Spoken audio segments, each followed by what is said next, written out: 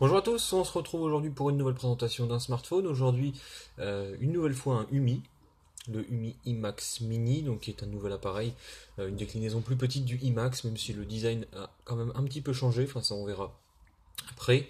Et donc ce téléphone est donc le quatrième UMI donc, qui est sorti ces derniers temps, puisqu'on a eu le Hammer S, le Iron, le Fer, et donc maintenant le iMax Mini, donc en fait tout ce qui est le line-up, on va dire, de automne-hiver de chez UMI. Alors, on va commencer avant de parler du téléphone par la boîte. Une boîte au format habituel chez UMI, toujours ce format un peu livre qu'on retrouve habituellement, qu'on a retrouvé sur le Iron et le Hammer S par exemple. Avec à l'intérieur, vous verrez pas grand chose. Voilà, on retrouve un chargeur et un kit piéton. Sinon, rien du tout, donc c'est-à-dire tout ce qu'il y a de plus normal habituellement avec les smartphones. Voilà. Alors maintenant, l'appareil en lui-même, il existe en deux coloris, donc chez Phoneroid pour l'instant il n'est qu'en noir. Alors moi je vous avoue que ce téléphone je ne l'attendais pas du tout, mais finalement c'est quand même je pense une bonne petite réussite, parce que le téléphone est très compact et je le trouve assez joli, et vous verrez les performances sont plutôt pas mal, sachant qu'il est positionné à moins de 180 € chez Phoneroid, donc ça fait quand même un téléphone plutôt abordable. Alors, on retrouve une coque arrière dans une matière granuleuse que je trouve assez agréable à la prise en main. On a ici une caméra avec son flash, le logo UMI, sinon on ne retrouve rien sur l'arrière. Le contour est en plastique, un plastique qui est plutôt de bonne qualité globalement, avec un bouton power ici, les boutons de volume. Sur le dessus, un jack 3,5 mm.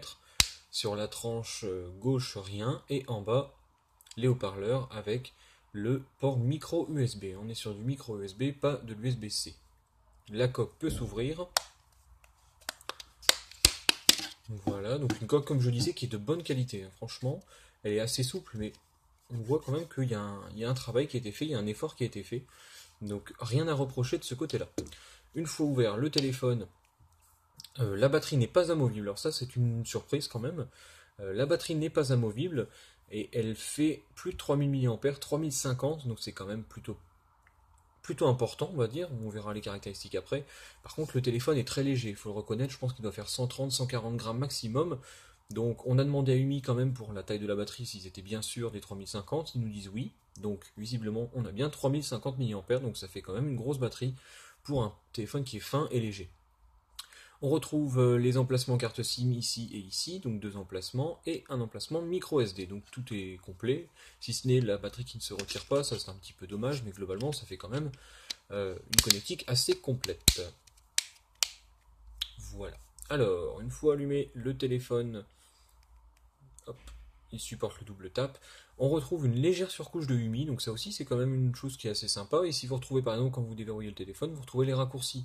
Donc si vous appuyez deux fois par exemple, ça lance la calculatrice. Donc ça c'est aussi une bonne chose.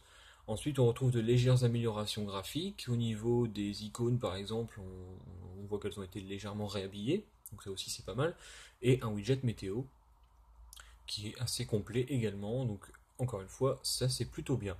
On retrouve le bouton lanceur d'application où vous retrouvez toutes vos applis. Donc on retrouve rien de spécial.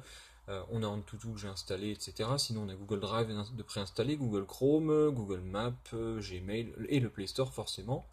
Et une application mise à jour OTA qui a l'air quand même plutôt bien faite. Donc je pense que le téléphone sera bien suivi. Donc ça aussi c'est quand même une bonne chose. Sinon, globalement, d'extraordinaire, hein. On retrouve les applications standard d'Android.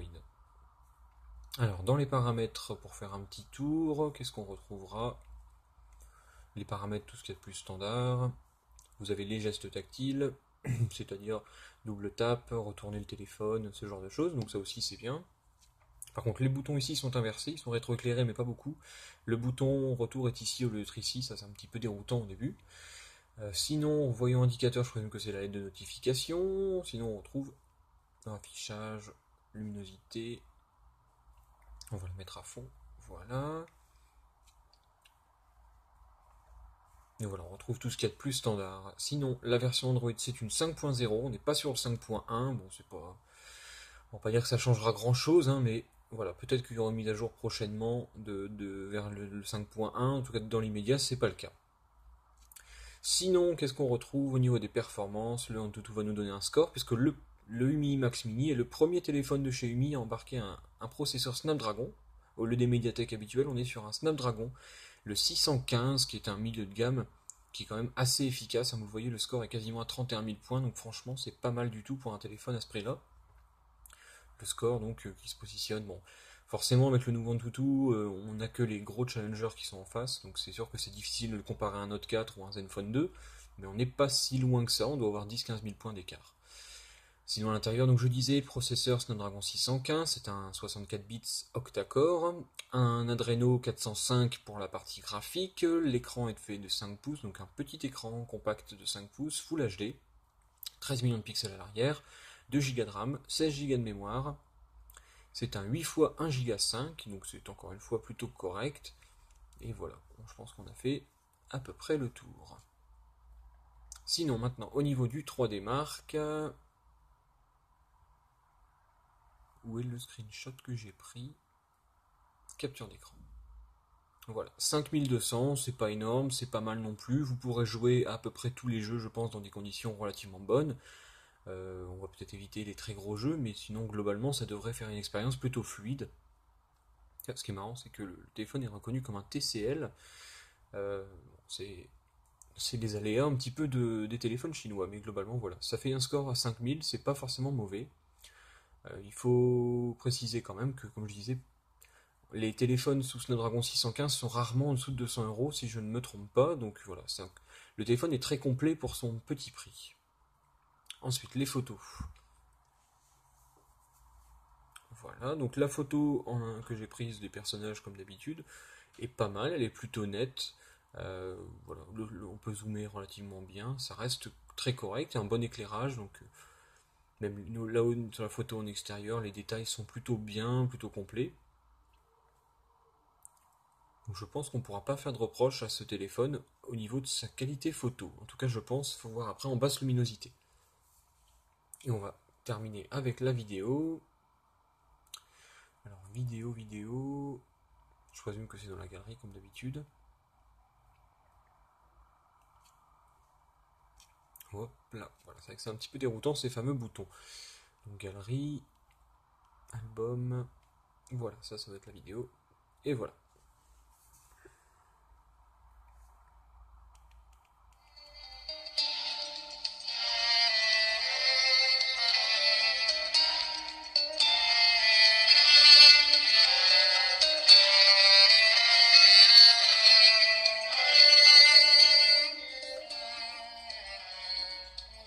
Et bah, une bonne surprise, j'ai envie de dire, le son est pas mal pour une fois.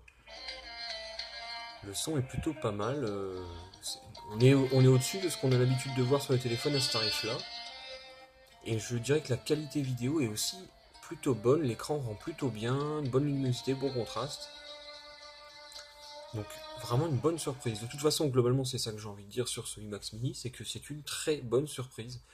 Pour son tarif, en tout cas, moi, c'est un vrai coup de cœur. Je vous le recommande fortement. Euh, il est plutôt joli, je le trouve plutôt joli, très compact.